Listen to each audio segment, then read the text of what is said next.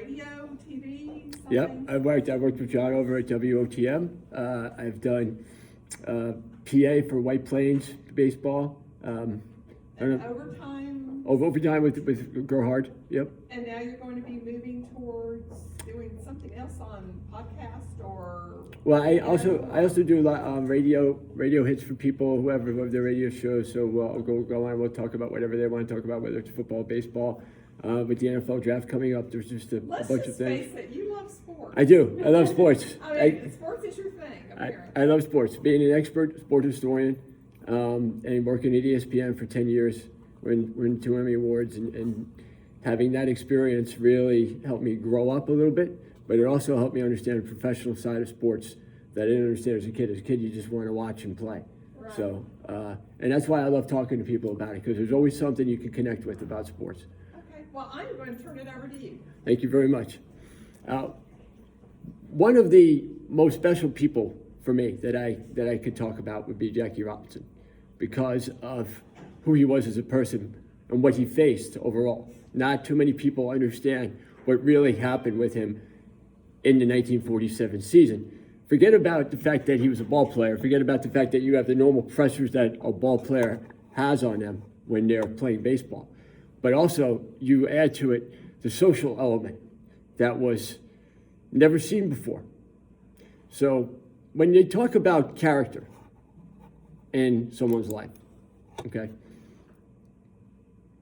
everybody says character is when nobody's watching.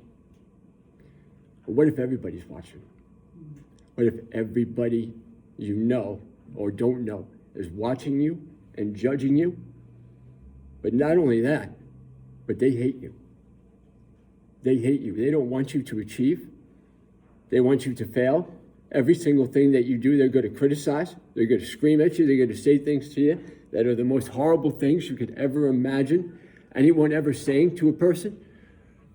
And this is a small, very small thing that Jackie Robinson faced. Not only did he have to face teammates like that, teammates that didn't want him there, but the rest of the league didn't want him there. And so many other factions that were going on in society at that time, a lot different than it is now, where they weren't just African-American ball players, were not just looked at as not athletes, they were looked at as not people. And they didn't even think they deserved the chance to be on the same field as white ball players. So for a half century, you basically had guys like Jackie Robinson who were good enough to play, and coming from the Negro Leagues. If you could play in the Negro Leagues, you could definitely play in the Major Leagues when you looked at the talent that came over from the Negro Leagues. So starting with how Branch Rickey decided to sign him. Now, Branch Rickey was the Dodgers general manager, and he was a bit of an eccentric. He was a very religious man. And he decided he really didn't think it was fair that there was a separation between whites and blacks. And he wanted to give some of the other ball players that he has seen, Branch Rickey had been around for a long time, to give him a chance to play in the major league. So his idea was to go and sign Jackie Robinson, but also he didn't really know how he was going to fit in. He heard of Jackie Robinson and Jackie Robinson's background. Jackie was not a timid guy. He had to be for what he faced, but Jackie was a guy who got court-martialed in the Army. Jackie had a bit of a temper. Jackie certainly did not back down from a fight. And that was one of the things that Branch Rickey needed to know, because if he was going to do this, then it had to be something where whoever was doing it had to understand the implications and couldn't let those things get to him. They go over a little bit in the movie that they did, but really behind the scenes, there was so much more that went on, so many more tests that went on with him. One of the things that really sold Branch Rickey on Jackie Robinson was when he met his wife, Rachel Robinson, who I've had the pleasure to meet. Rachel Robinson is one of the sweetest ladies that you'll ever meet. She's one of the classiest ladies that you'll ever meet. And Branch Rickey knew Jackie was the guy for the job when he met his wife. So how does Branch Rickey come to the decision? Well, the 1947 season, 1946-47 season was something that the Dodgers would never have, no one in Major League Baseball ever experienced before, because of the fact that we were going to have integration for the first time. And they decided to not hold the Dodgers' regular training camp in Florida. They didn't want to hold it in the South. They held it in Cuba. So for 46 and 47, parts of their spring training was held in either Cuba or South America. Now again, Cuba was different then. It wasn't run by Castro. There was a lot of mob ties there, and a lot of teams would go down for spring training there too. And so that's where the Dodgers started their spring training in 1946. And they already decided that Jackie was going to play in Montreal for 1946. And up in Montreal, he loved it because they accepted him up there. And he led them to a championship in 1946 in the minor leagues. And that was a big part for the other part of coaches and people in the Dodgers organization to understand that this guy could play. His very first game, April 14, 1946, in Jersey City, playing for Montreal, went 4 for 5, 4 runs and a home run, 4 RBIs, and 2 stolen bases. He wound up finishing, Montreal finished 154. Jackie batted .349, drove in over, scored over 113 runs, and he drove in over 100 runs. And he batted over 400 in the Governor's Cup Championship, which was their version of the World Series. So a big reason why this took so long for Robinson or other guys to be considered as part of Major League Baseball was because the commissioner before then, now there was no commissioner in baseball for a long time. The very first commissioner came in because of a Black Sox scandal in the early 1920s. His name was Kennesaw Mountain Landis. Now, if you knew anything about him, he was a guy that didn't really think race should be involved in baseball. So up until he was replaced by Happy Chandler, who became the new commissioner, there really wasn't a thought to integrate because he just wouldn't have it. And he also, one of the things he negotiated was, unless I can have ultimate say in everything that goes on in Major League Baseball, I'm not going to take this role as commissioner, because at the time they wanted him to clean up the sport and there was a lot of other things going on. So he had total power. So Branch Rickey was a friend of Happy Chandler, and that's how they were able to get some of the things done that maybe they couldn't have gotten done beforehand with Kennesaw Mountain Landis. So there were a couple of other issues that Robinson faced in that 1946 preseason. Now again, this is not the exact 47 season, but there's a scene that you see in 42 where Leo DeRocha, who's the manager for the Dodgers. Now, I'm going to talk about him in a minute, but he comes down and he tells the players, because there was a petition signed. Now, again, history depends who you listen to, and history, again, depends on who it's written by. But whether or not an official document went around saying that they didn't want to play is up for grabs. I really believe it did happen. There are people that say it did happen. People say it didn't happen. Some of the guys on that list were some of the Dodgers' best players. There was a guy called Dixie Walker. Now, Dixie Walker was a guy who grew up in Alabama. And one of Walker's problems was that how would he explain this to his friends? That was what they were worried about is, well, if I play with a black guy, how is that going to look for me and my business? So those were some of the things that they were worried about. There was another guy called Kirby Higbee. He was from South Carolina, and he bragged that he used to strengthen his arm by throwing rocks at young African-American kids. And these are the guys that were on the Dodgers. Forget about some of the other teams. Carl Furillo, he was a guy from Pennsylvania, and he had some issues playing with African-Americans. And just to show you, it wasn't a North-South thing. You know, hailing from Pennsylvania, you would think that he didn't deal with that, but he did. Branch Rickey called a lot of those guys into his office, and he said, am I going to have a problem with you playing this season? Some of the guys would get in there and they would talk a little differently, but they still were pretty much saying that they didn't want to play, but their play on the field wouldn't matter. They would still try on the field, like that really matters. But definitely with some of the other guys, DeRocha had to directly contact. And he got them in a room and he said, I don't care if they are white, black, yellow, the best players are going to play, and you'll stop complaining when they put money in your pocket. And if any of you guys can't make money, let me know and we'll trade you. And that went on in 46, before the 47 season. So I told you about the 46 season where he's up in Montreal. The guy managing the Dodgers, Leo DeRosa, he was an interesting guy. He played for the Gas House Gang in the 1930s St. Louis Cardinals. They were a very, very aggressive group, let's just say. Their band of baseball was very, right at you. Guys like Dizzy Dean, guys like Rip Collins, guys like Joe Medwick. These are all Hall of Famers. These guys were all on the teams. They would go out together. They would carouse. DeRosa was one of those guys. You wouldn't call DeRosa a moral character, okay? And some of the other things that we're going to learn about him, you're going to find out why.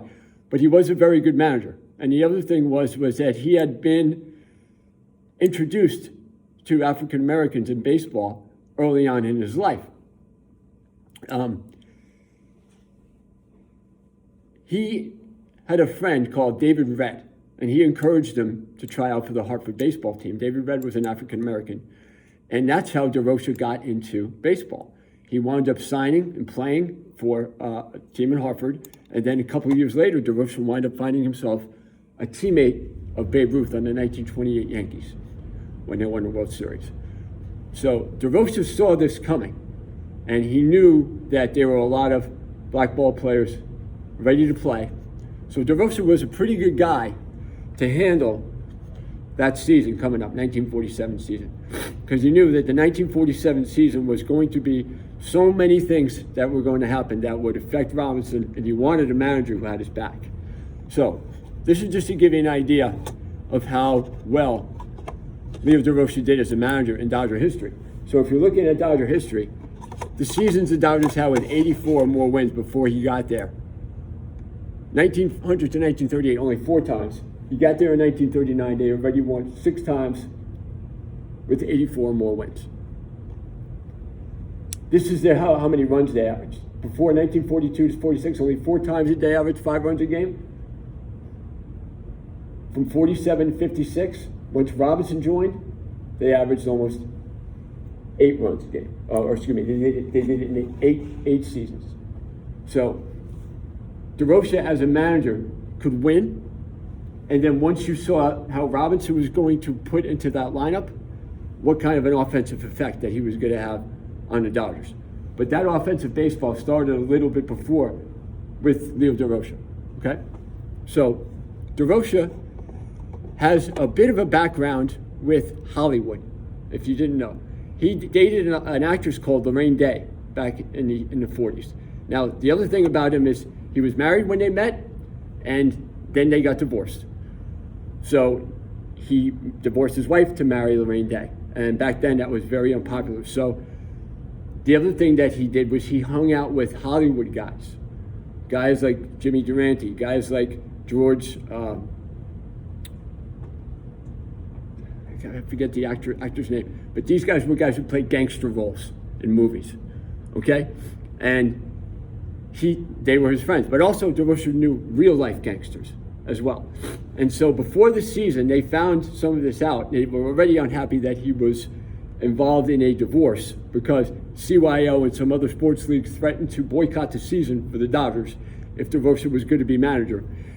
And he met with Happy Chandler, and Branch Rickey arranged the meeting because he didn't want anything to happen to DeRosa during the 47 season. And Chandler said, hey, you got nothing to worry about if you stay away from these guys. Stay away from these mafia types, and you'll be okay. So DeRosa was like, okay, I can manage to do that. However, DeRosa had a history with some of the other guys in the league. One of them was a guy, Larry McPhail, who owned the Yankees. And he used to work for Larry McPhail because McPhail was a guy who hired DeRosa when he first came to the Dodgers. And they had a bad split. And because they had their spring training in Cuba, DeRosa used to go and talk to the players about how they were going to treat Robinson. He would leave the games early. Everybody thought he was leaving the games early to go on a honeymoon with his now new wife, who because she was married, she got a divorce in California, but California, you had to wait a year before you got remarried. So you ended up going to Mexico to get the divorce, and then they got married in spring training. So she was married to two people according to the law, and that was another thing that looked really bad on Leo DeRocha. So now the commissioner finds out about this. He's irate about it. And then DeRocha, when he's in one of the clubhouses down in Cuba, he sees Larry McPhail hanging out with some gangsters, some real life gangsters. So DeRocha goes crazy, and he goes to the commissioner. How come I have this restriction and he doesn't? And that was pretty much it right there. That he was already mad at DeRocha for the fact that she didn't tell him about the divorce and that she was going to be married to two people, and now we're going to have legal problems with that. But Chandler did the only thing he thought he could do, which he suspended DeRocha for the 1947 season.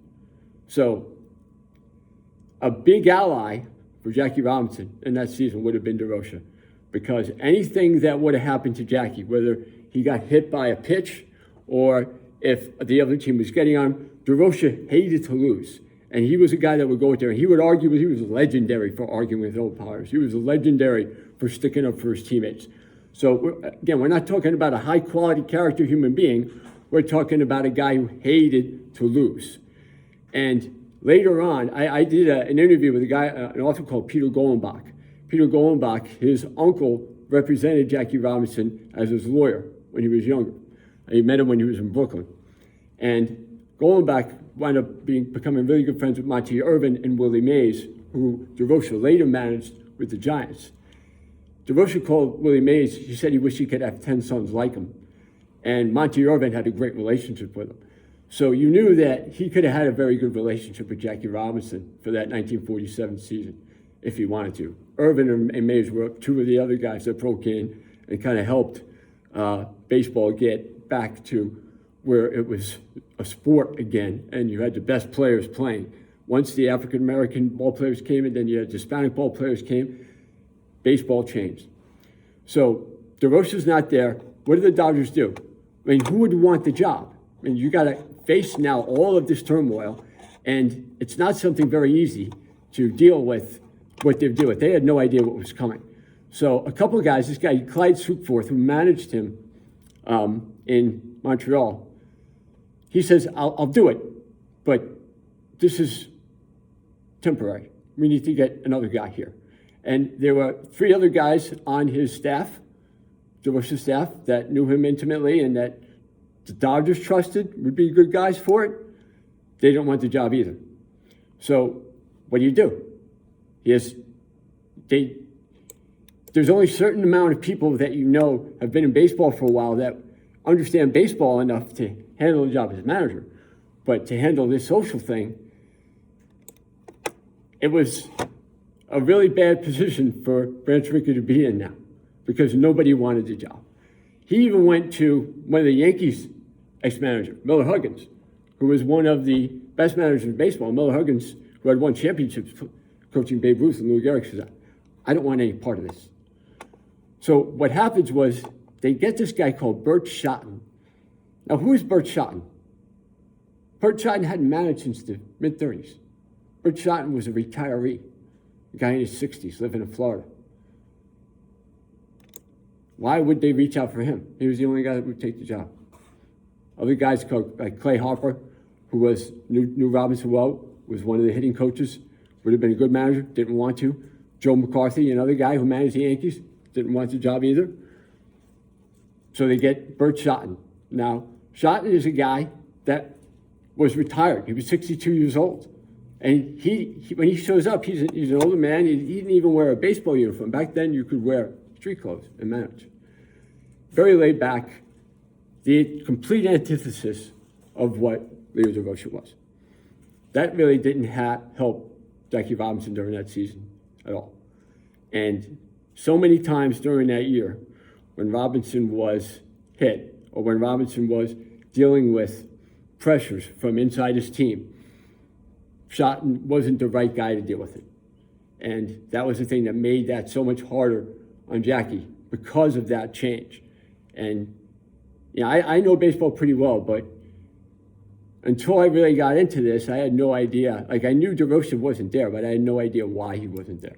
And thinking of some of the things that go on now, I mean, this is a guy that knew actors like George Raft and Humphrey Bogart. They were the main ones that he hung out with. He did hang out with some gangsters, but the fact that he got suspended just didn't make any sense. To me, it was done just to make things a little tougher. And I would have loved to have seen, even when I interviewed Mr. Goldenbach, he said the same thing. He said if Jackie had Leo DeRocha for the 1947 season, it would have been a lot different for him, and they would have paired well together. And it's a shame you didn't get to see it.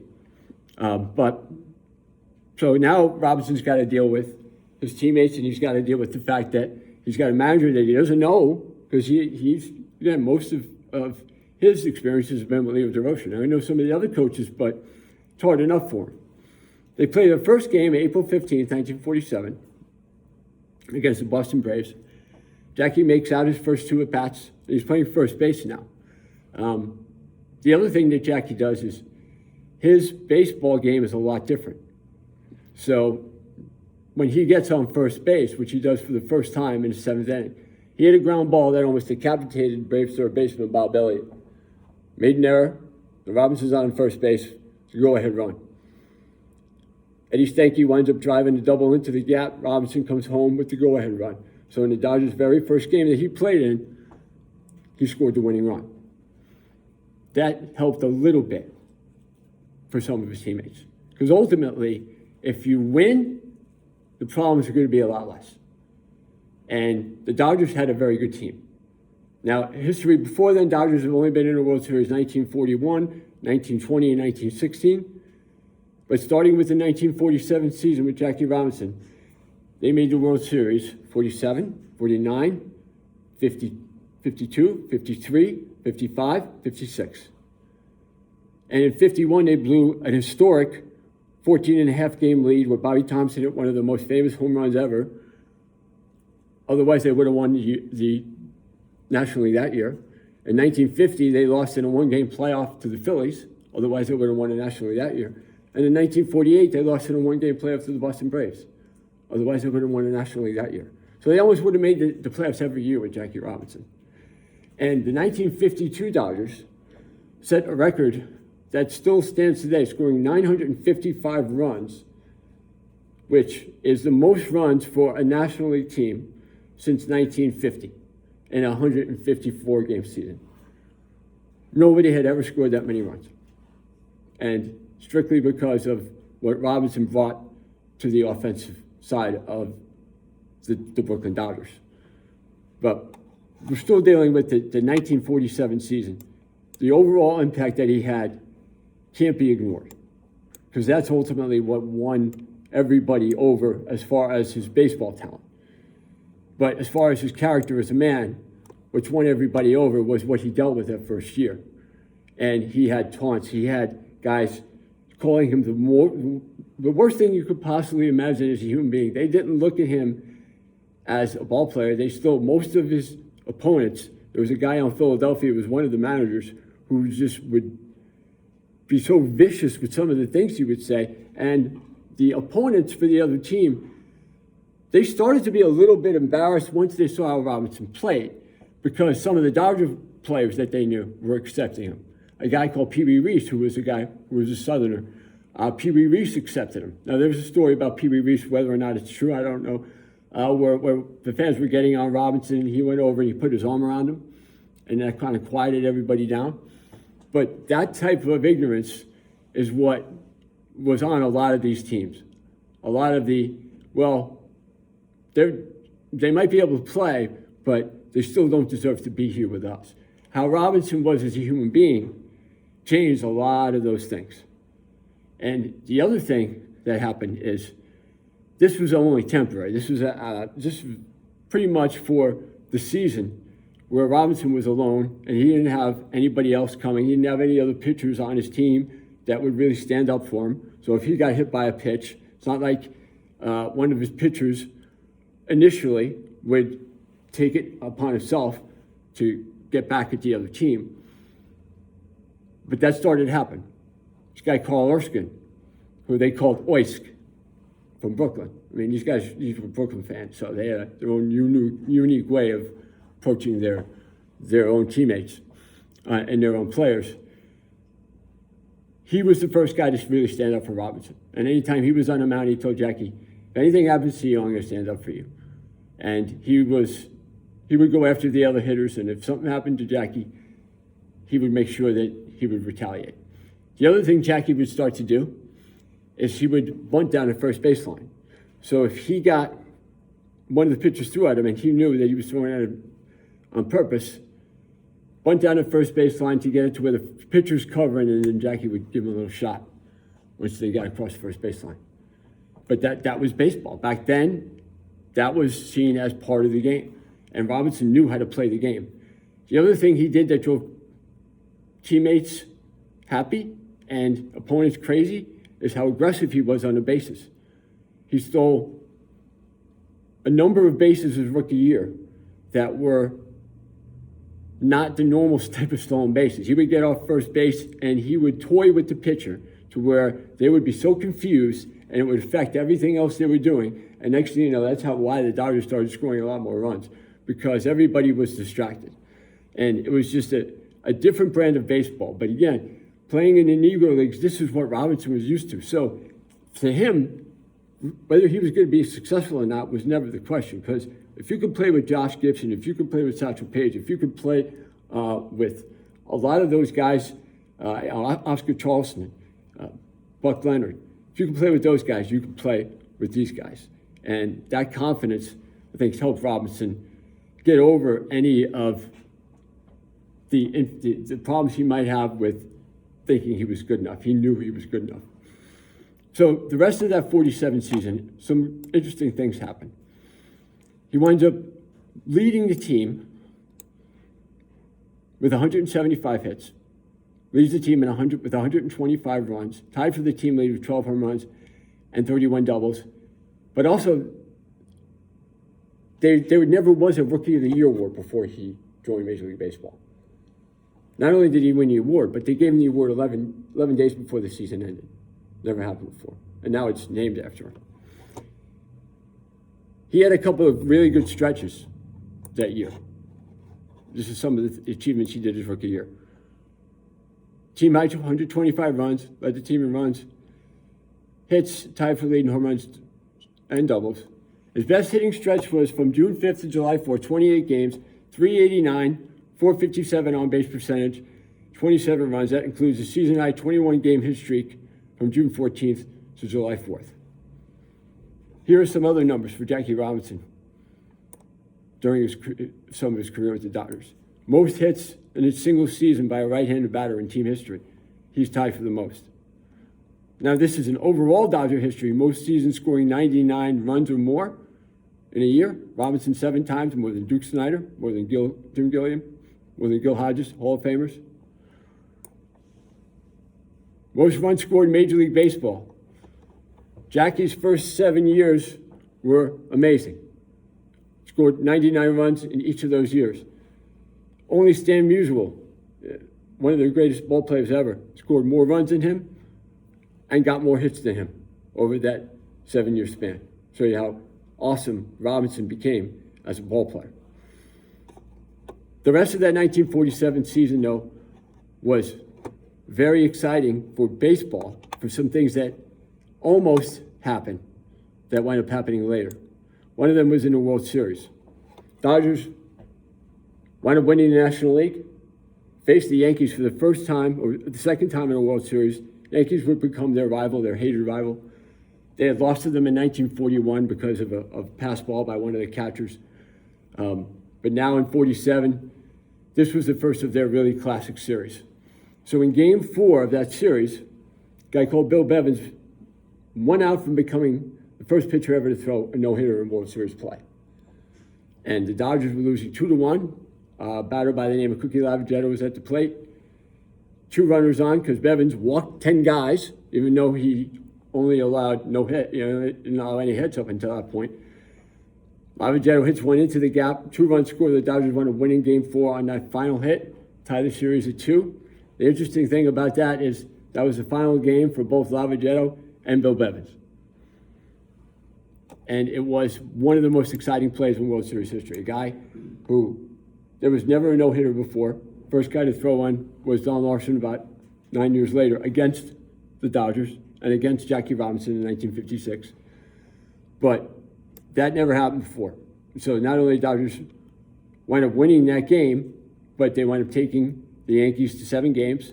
Another ball player by the guy, a guy by the name of Aljon Frito, made a great catch off of Joe DiMaggio in Game 6 to put it in Game 7. But the Dodgers wound up losing in 7 games. That was a common trend for the Dodgers against the Yankees. They lost in 47, they lost in 49, they lost in 52, 53, and 56, but they did wind up winning one in 1955, the only championship the Brooklyn Dodgers won in their team history. And that was against the Yankees in 7 games. And my dad grew up then, and he was a Yankee fan, and his friends were Brooklyn Dodger fans, and I've heard plenty of stories about the things they would do to prepare, especially Brooklyn Dodger fans. They were so worried, and they always believed that they would lose and something would go wrong. But Robinson was the one who really turned the Dodgers into a winner. First, you had DeRocher coming in and kind of changing the way they played. And then Robinson, once he came in, kind of perfected the style of baseball that became known as the Boys of Summer in Brooklyn. The next year, Don Newcombe comes. Now, Don Newcombe knew Jackie Robinson, played with him in the Negro Leagues. Newcombe had his back. That was the beginning of Jackie Robinson being able to now really play and be who he was. Now, Robinson wasn't a guy who was going to really be overtly aggressive for no reason, but he did have a side where if he was getting messed around with, he would stand up for himself, and now he could. So a lot of the aggression that was taken out on him, now he really got a chance to take it out on everybody else, and he did that best with his play. But he was also a guy of very high character and of very high responsibility, and I don't know how many people would have been able to deal with what he dealt with that season, when you're dealing with the racial things that he dealt with, when you're dealing with his teammates saying certain things about him, and he didn't know who was going to backstab him. He didn't know who was on his side. He didn't know who he could trust. All those things. But the other thing he knew is that if he wasn't successful, the experiment would be over. So imagine having all that pressure on you. Everything. That's why I said it's one thing when to do the right thing, to have character when nobody's watching, and you're going to find out who you are. But what if everybody you know, but you don't know, and everybody else in the world who's critical, who's not critical, is judging every single move you make? And that's what he dealt with. Only a certain amount of people can deal with that.